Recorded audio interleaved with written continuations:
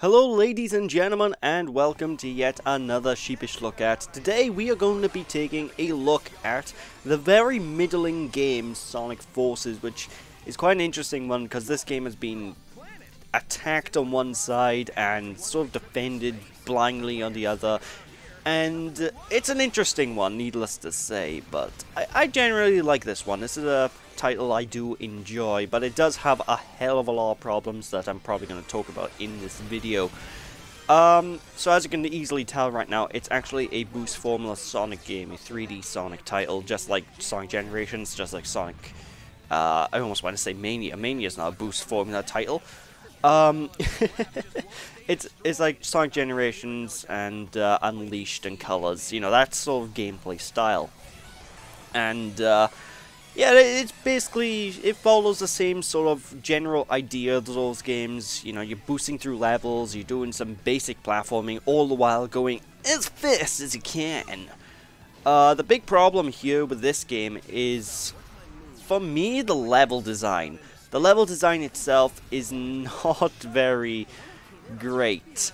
Again, I do like the game. I'm gonna say that right now as a disclaimer, but like, the level design is very, very, very, very underwhelming. Like, you have these very, very hyper-linear sections where normally I don't mind linearity.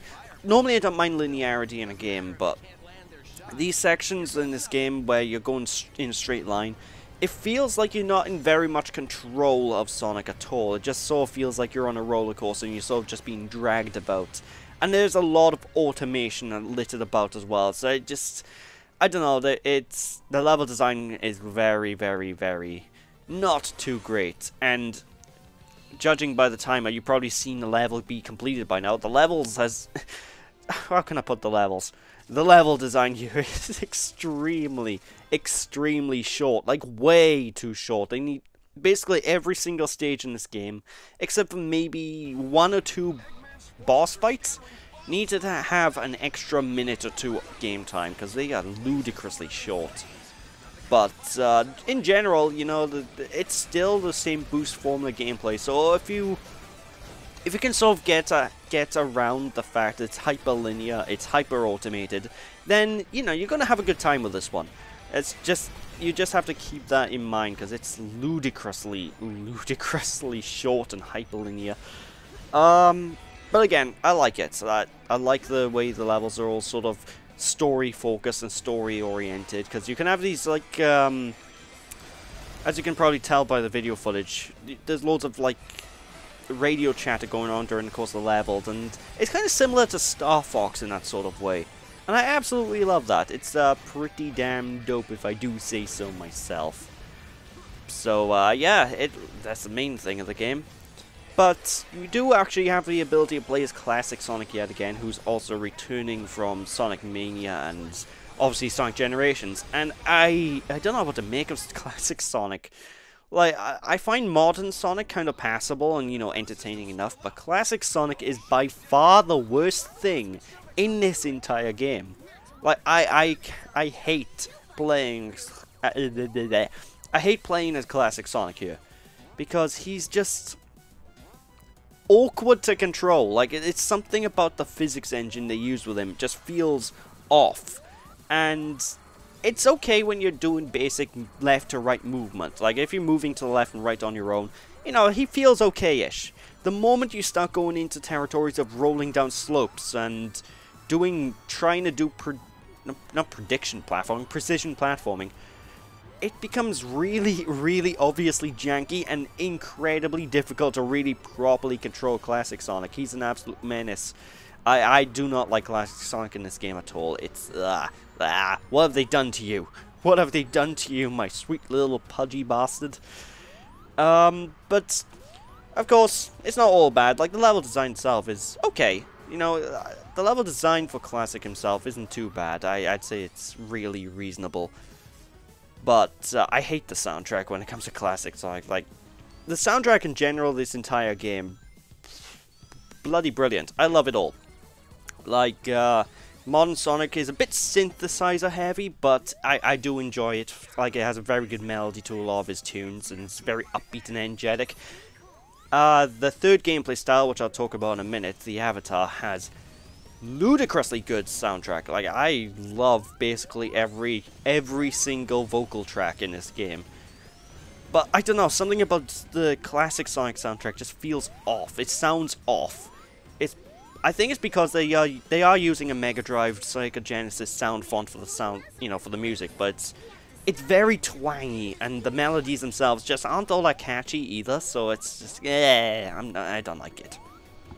But of course, again, as I just mentioned a minute ago, we do indeed have custom characters in this game, player avatars, and what can I say about the player avatars in Sonic Forces? Well, I can say the customization for these things is way more in-depth than I initially thought it was going to be. I thought it was going to be just a typical, here's a couple of costumes, here's a few templates, go at it. But that's not really the case. Like, there's only a couple of templates for you to use, a couple of different animals and whatnot. So in terms of how their basic appearance looks, there isn't many options. But in terms of clothing options, my god, the Sonic team went bloody nuts.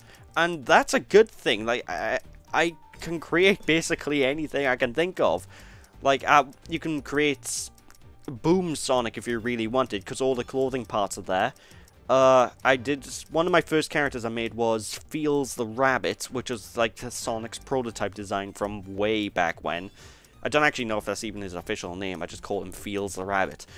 So yeah, like, the customization is bloody amazing.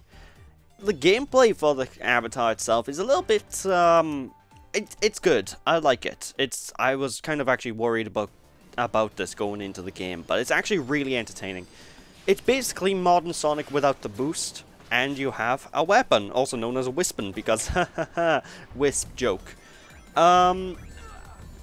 And basically, he plays as you'd expect. He's a little bit floaty in the jumps, and he isn't very precise with his movement, but the level design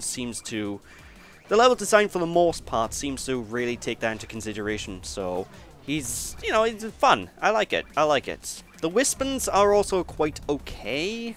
The best one is by far the first Wispin you get, which is the Burst Flamethrower, where anything that's in front of you basically falls and dies beyond your feet. You're like, "Mwahaha, my power is unstoppable."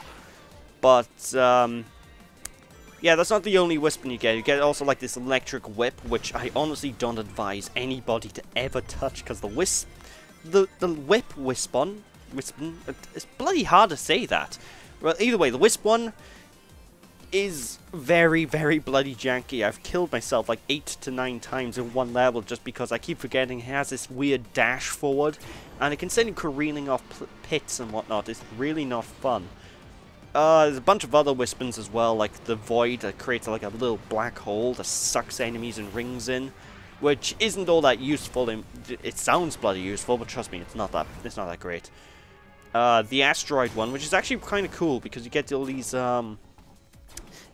like miniature blocky clones flying behind you. You can shoot them out at enemies, kind of like Chow in previous Sonic games. So it's a pretty cool idea behind all these Wispins. It's just, I wish they were integrated a lot better. To be fair, I can say that about a lot of the game. I just wish a lot of this game was integrated a lot better, if you get me. Like, the ideas are all there. The execution just doesn't seem to be there. And I think it's largely because from looking at the credits, not many people worked on this Sonic game at all. It's a very small team that developed this. So I think basically almost every issue of this game can be attributed to the fact they didn't have enough people working on it. What else is there? Oh yeah, the story as well in this game. I gotta be honest, I'm not too fond of. Like, I like the concept of the story. The concept is genius. Basically, Sonic gets his ass kicked, Eggman takes over the world, bada bing bada boom, now you have to fight in a resistance to drop him. But in terms of what's the word I'm looking for here? Ooh, it's gonna bug me. In terms of writing, there we go, I got there in the end. in terms of writing, the game is just not very well written. It's better written than Sonic Lost World and Sonic Generations, thank God. But it's still not as good as, say, Sonic Colors or anything beforehand. I'm not fond of the current writing team behind the Sonic series, because all the games seem to have the same sort of trappings with characterization, where it seems okay, but I don't know, things seem off. Like, Tails is a shell of his former self. Chaos shows up in, like, all the CG promotional material and all that, and you never actually even fight him in the game. It's like, what's going on here with this sort of nonsense? So, you know, this game's best described as a missed opportunity. There's so much they could have done with it. And, I'm not gonna completely say it's terrible. Like, again, I enjoy the game. I think it's okay. It's not great. Like, my big issue with the story it feels like it's cobbled together, really. That's my big issue with the story. But, again, the game's not great, but it's not terrible. It's just sort of there. You know, ladies and gentlemen? So, like, if people were to ask me, would I recommend this, I'd probably just say, get it on a price drop, you know? Don't buy it full price. This is not worth full price. Even though they're selling it for cheaper, it's still not worth full price. Like, the main story will only take you about, 3 hours to complete. It only took me 3 hours anyway, so it's ludicrously short. There's a hell of a lot to this game, though, outside of the story. So if you find yourself enjoying the gameplay, you've got tons of missions to accomplish. You've got, obviously, all the avatar clothing to unlock. So there is a lot of content in this game. But in terms of just raw, get from point A to the story to the, you know, if you go straight through a story run and you don't care about getting any of the extra stuff, this is definitely not worth it. You just pick it up on a sale, I'd say. But, yeah, that's my thoughts on this. Not a good game, not a bad game, it's just okay. It's in the middle, it's decent. So, thank you all for watching, and I shall see you all again. Oh, one last thing before I go. I do actually have to ask you guys a question, because, basically, this was originally meant to be a review of Sonic Forces, but I've sort of lost my mojo in terms of writing reviews, so I was thinking about doing these Sheepish Look At videos instead of reviews, just to see how people sort of approach with this, because obviously this is a little bit less structured, and it's basically me rambling about a game I've played. But it's a lot quicker to get out, and I do feel I can probably get better quality out of these videos as opposed to reviews. So if anyone cares to answer, you know, say if they mind me doing these videos instead, just let me know in the comments, and I'll take what you say as consideration. But for now, again, thank you for watching. I'll see you after. Bye-bye. Weak? No, I am not weak. I'm not weak. I am not weak!